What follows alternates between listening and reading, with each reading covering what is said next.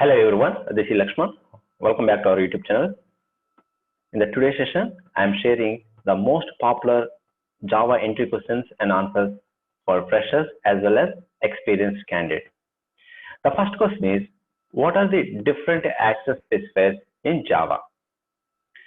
In Java, access specifiers are nothing but keywords that are used before a class name, which refers to the access scope in Java.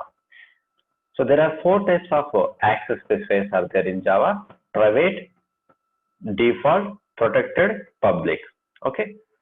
First, let us talk about private. So the access level of private modifier is only within the class only. So it cannot be accessed from outside the class. Okay. Default. The access level of default modifier is only within the package. It cannot be accessed from outside the package. If you don't specify any access level, it will be the default. That means if you are not declare any access specifier before variable or class or method, then by default it takes the default access modifier. Okay. The next one is protected. So the access level of protected modifier is within the package and outside the package through child class. Then what about public access specifier? The access level of public modifier is everywhere. So it can be accessed from within the class, outside the class, within the package and outside the package. What is the meaning of write once and run anywhere in Java?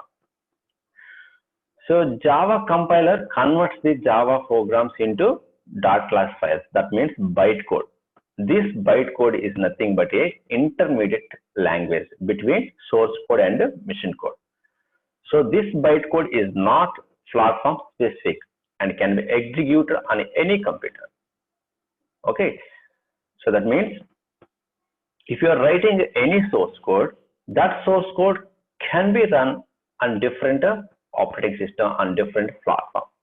That is the meaning of Java platform independent. Write once, run anywhere. Okay. The next question is, what is the difference between JDK, JRE and JVM? JDK is nothing but a Java development kit or package. This is the main component of Java environment. This JDK provides all the tools, okay, and binaries and libraries, okay, to compile the program, to execute the program, to debug the Java program. Okay, let me show you, okay, where JDK is available. Suppose if you are installing JDK in your system, just to go through the local disk C and program files and see Java folder and see here JDK 1.8. Okay, in the bin folder, see here Java C is used to compile the Java program and Java command is used to execute the Java program. So all the binary files, all library files are available in JDK. Okay, in the JDK, JRE component also available. See here JRE. Okay, and you can find all the other files as well to run the Java program. Okay, and it contains all the other supporting libraries and other class files available in JRE.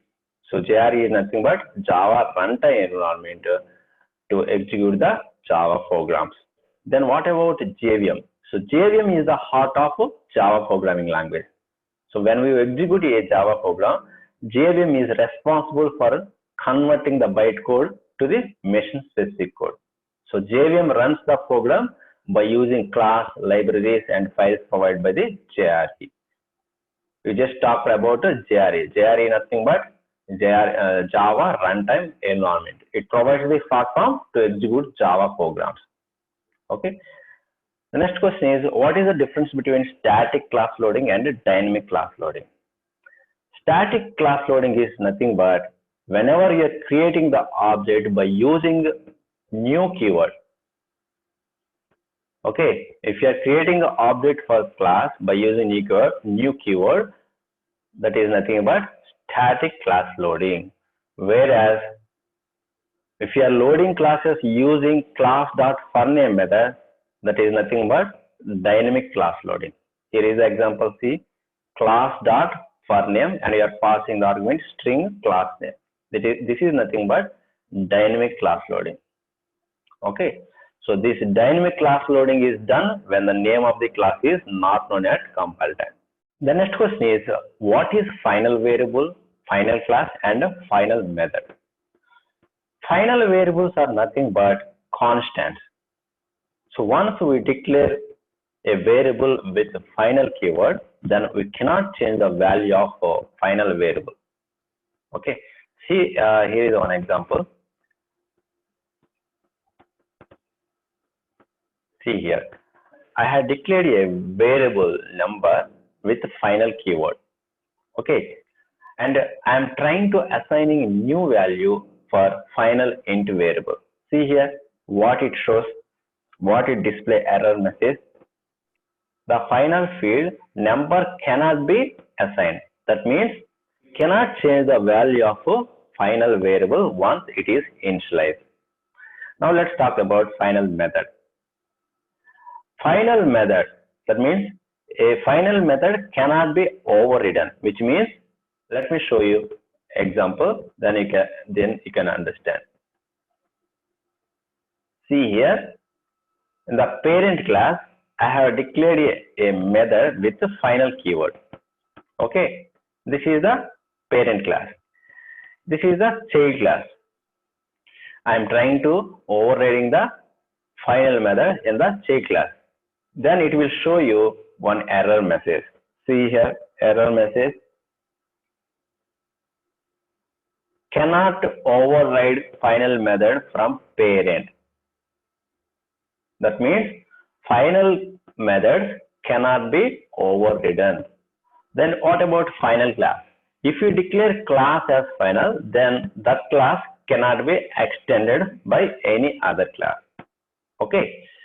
The next question is, in Java, how many ways we can take input from the console? In general, in the real time, there are two ways are there for reading input from the user in the command line environment. First one is using buffer reader class. Using buffer reader class. See here the example. Let me show you example.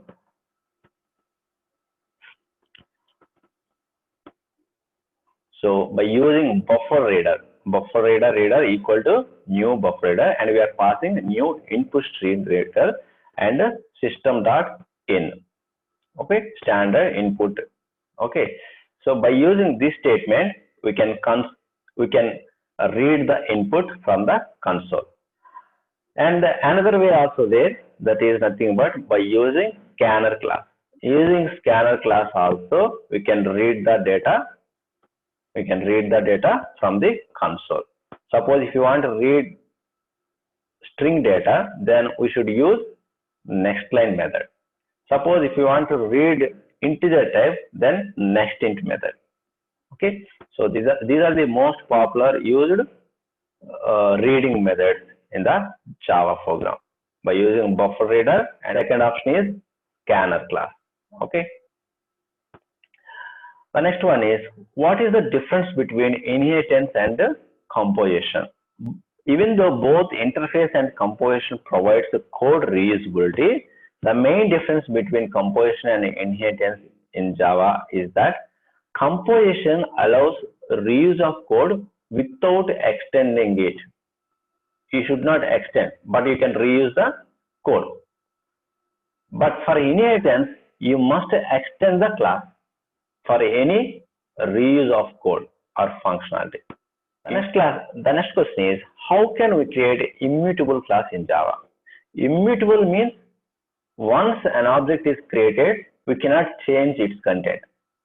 In Java, all wrapper classes like integer, boolean, byte, sort, and string, all are immutable classes only. Then what are the rules to create immutable class? Class must be declared as final. See here, example. The class must be declared as final. That means child classes cannot be created. That is the first point to create immutable class. The second one, data members in the class must be declared as final. That means we cannot change the value of it after object creation. So that is the reason here in the class I have declared variable with the final only. Suppose PAN card number is there. You should not change the value after object creation. That is the reason we can create the variable with the final keyword. Okay, that is second thing, to create a immutable class. The third one is a parameterized constructor. So this is a parameterized constructor, and getter method for all the variables in it. This is a get method. Okay, but there is no setter method, only get method only. Okay, so this is the process to create immutable class. First one is a class must be final, and a variable must be final, and one parameter is a constructor, and one getter method, but there is no set method. Okay, if you follow these rules, then we can create the immutable class. The difference between string buffer and string builder. String is immutable. Just now we talked about immutable. Okay, so if you try to change their values, another object gets created, whereas string buffers and string builders are mutable, so we can change their values easily. String buffer is thread safe, and string builder is not thread safe. So when the application needs to be run only in a single thread, then it is better to use string builder. String builder is more efficient than string buffer. Okay. The next question is, what is difference between throw and throws in exception handling? Throw keyword is used in the method body to throw an exception. Where we are using throw keyword? In the method body to throw an exception. Let me show you one example.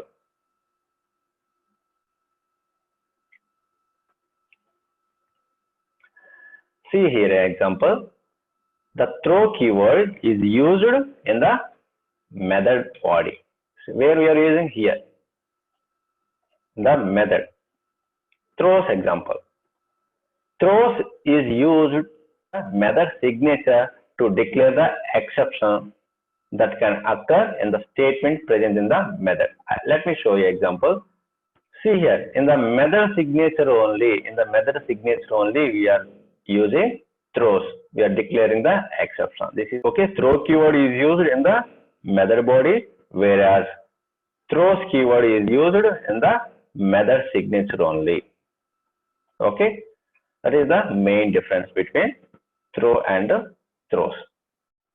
The next question is, what is the difference between abstraction and encapsulation?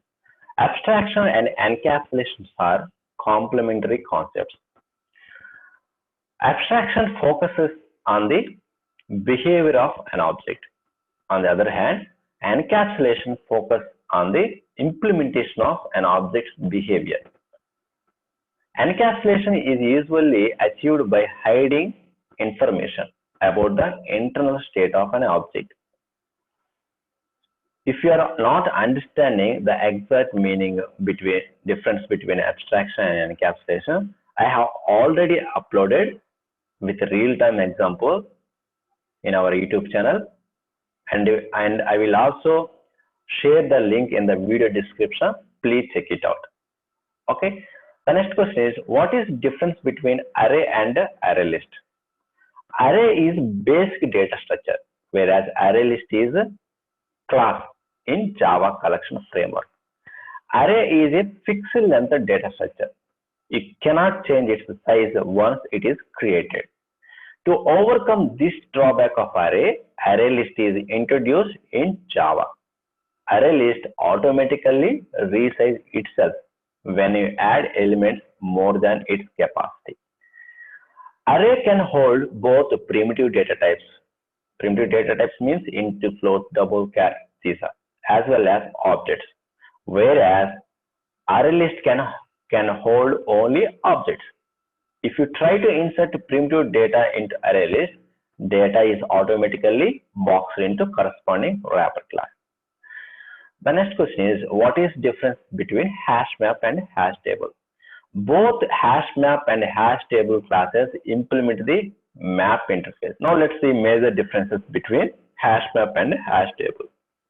Hash map allows the existence of null keys and values, whereas hash table does not allow neither null keys or null values.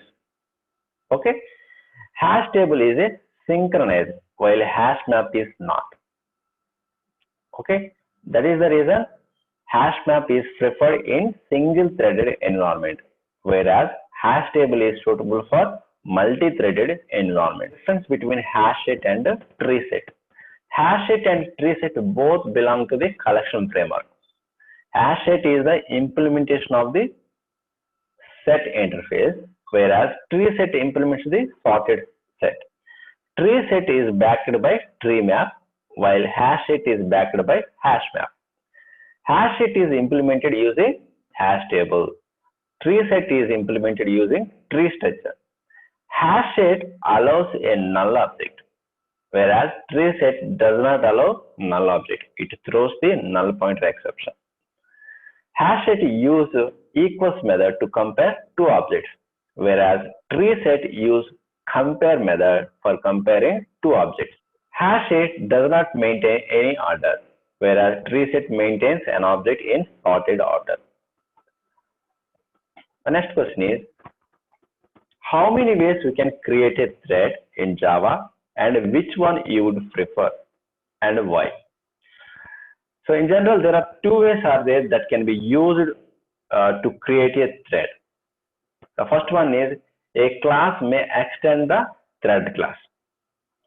The second one, a class implements the runnable interface. Then which one you would prefer and why? The runnable interface is preferred because it does not require an object to inherit the thread class. In case your application design requires multiple inheritance, only interfaces can help you. So that is the reason you must prefer runnable interface only. Okay. The next question is, what is the difference between synchronized method and a synchronized block? In Java programming, each object has a lock. A thread can acquire the lock for an object by using the synchronized keyword. The synchronized keyword can be applied in a method level or block level of the code. The next question is, what is deadlock? A condition that occurs when two processes are waiting for each other to complete before proceeding. The result is that both processes wait endless. This is nothing but deadlock because each thread waiting for each one. There is no ending process. Okay. Then next question is, how do you ensure that n threads can access n resources without deadlock? A very simple way to avoid deadlock while using n threads is to impose an ordering on the locks and force each thread to follow that ordering.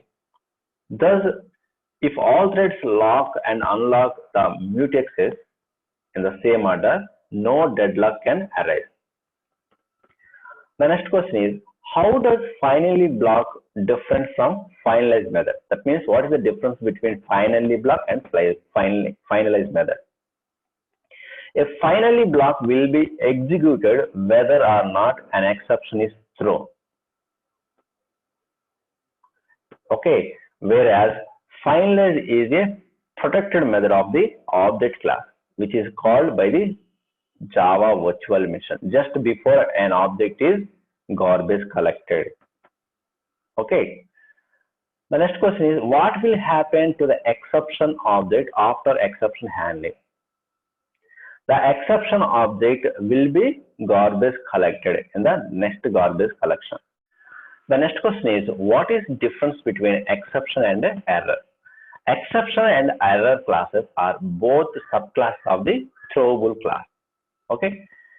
Exceptions are caused by the code of the application itself.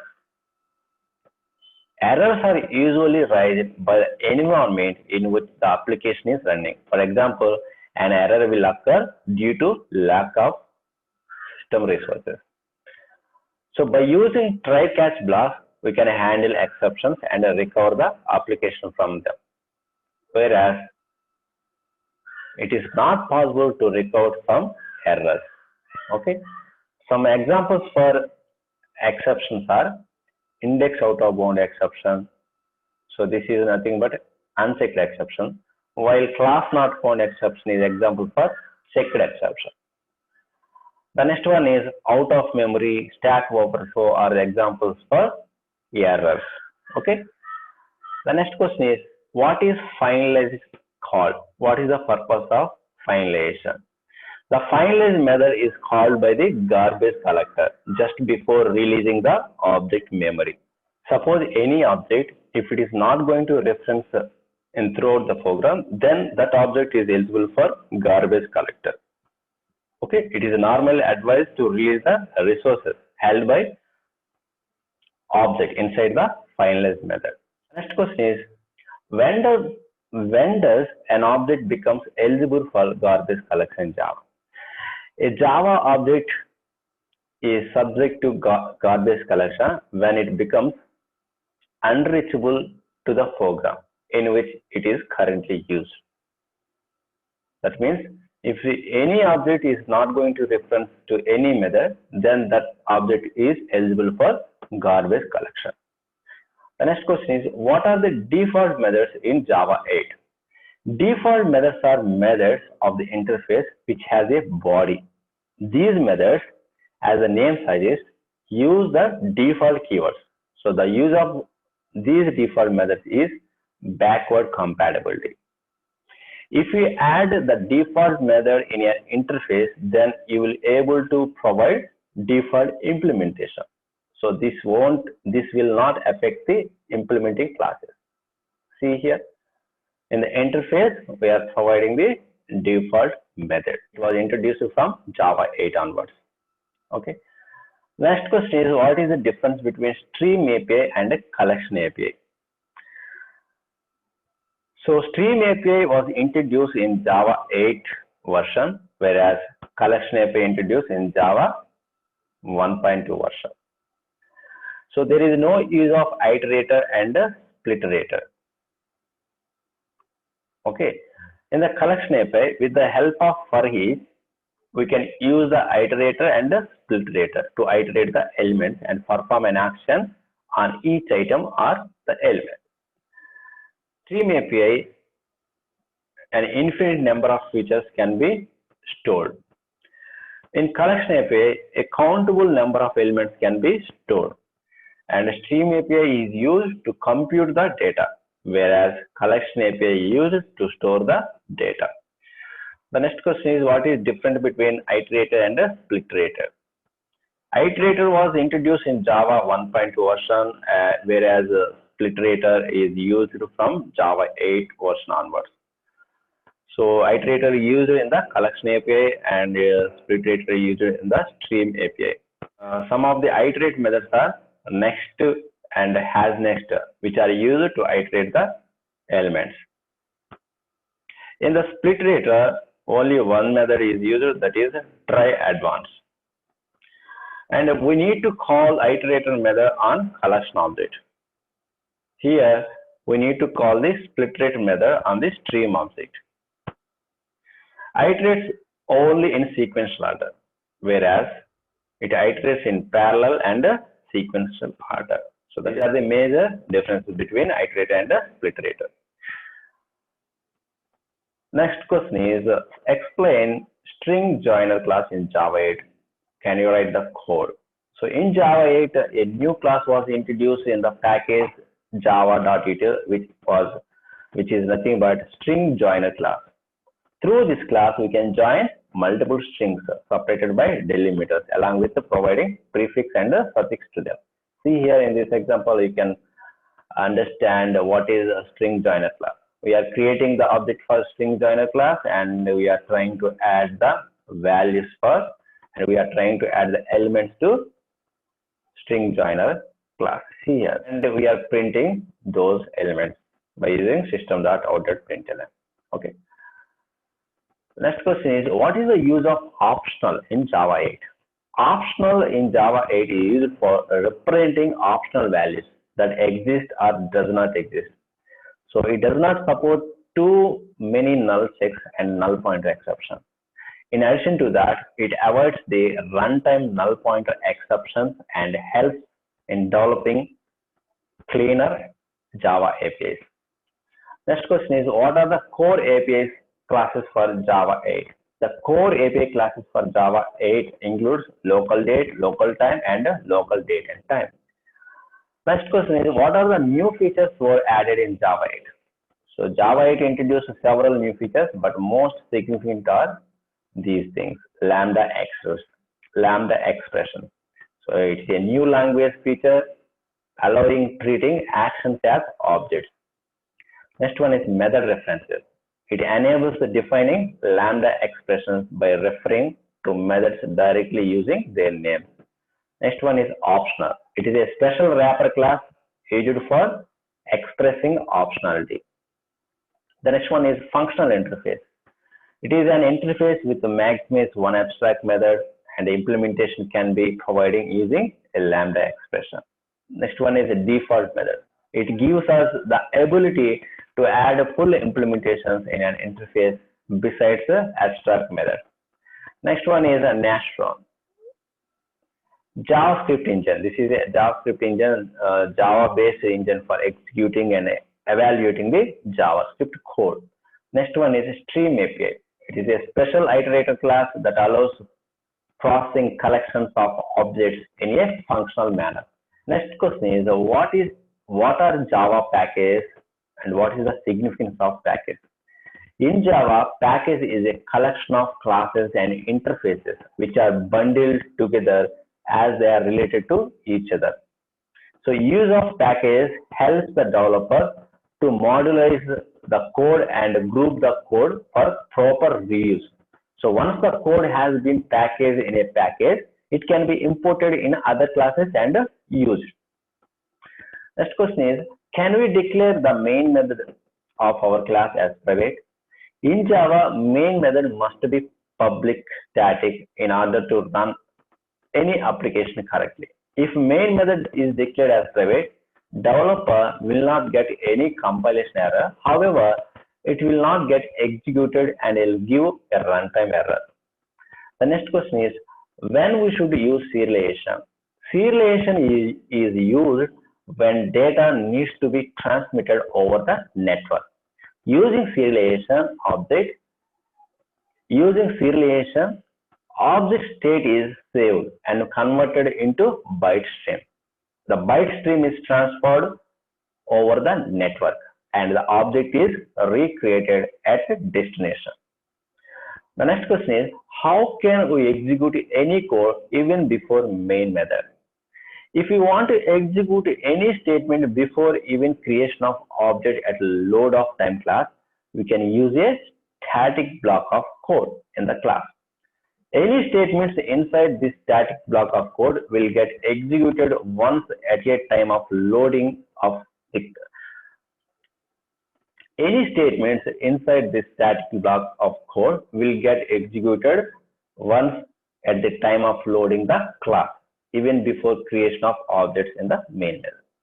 So these are the most popular asked Java entry questions and answers for freshers as well as experienced candidates. So if you have any doubts on these questions and answers, please comment in the comment section and I will reply to your mail ID. If you want this entry questions and answers documentation, please ping me through LinkedIn. I will share this documentation to your mail IDs. Thank you for watching.